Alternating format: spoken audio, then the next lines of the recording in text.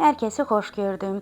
Bugün sizə yeni ilin ab-havasını süfrənizə gətirəcək möhtəşəm bir salat təqdim edəcəyəm. Həm faydalıdır, həm ləzzətlidir, həm də rəngarəngdir. Yeni süfrənizin ulduzuna çevriləcək. Buyurun birlikdə hazırlayaq.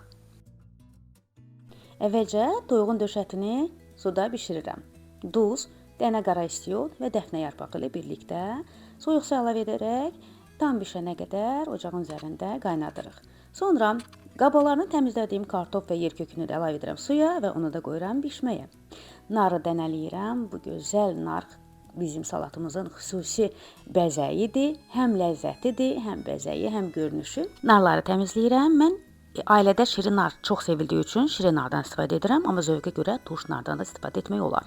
4-5 ədəd narı bu cür gözəl bir şəkildə dənələrinə ayırdım. Bu salatda nar xüsusi yer tutur, çünki əsas ingrediyentdir.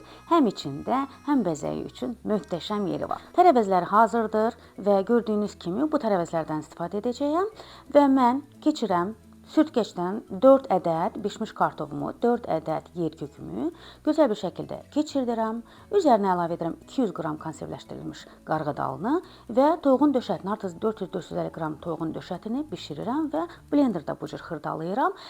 Çox asta sürətlə xırdalayıram ki, hədsiz xırdalanmasın. Keşniş şüyüd hərəsindən bir dəstə, şüyüddən bir balaca üzərini bəzəmək üçün ayırırıq.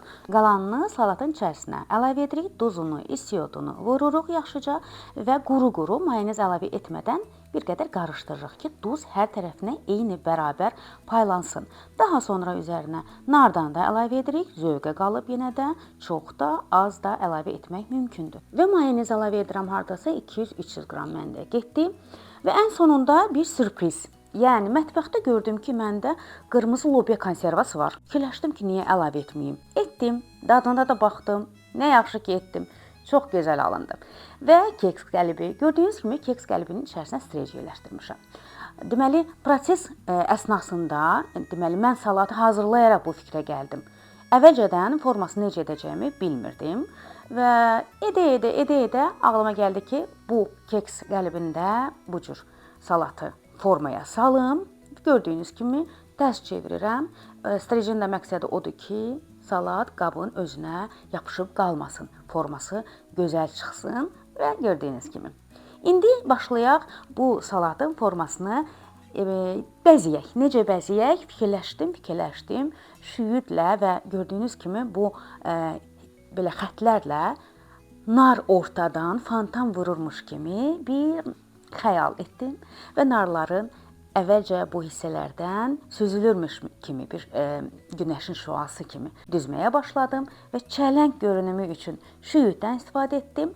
Nar fontanı düşüncəsi niyyəti ilə ortasına qalan narı tökdüm, kənarlarına da tökdüm. Sanki bir dağdır və dağın ortasından nar vulkan kimi püskürür və lavaları belə axır, ətrafına yayılır.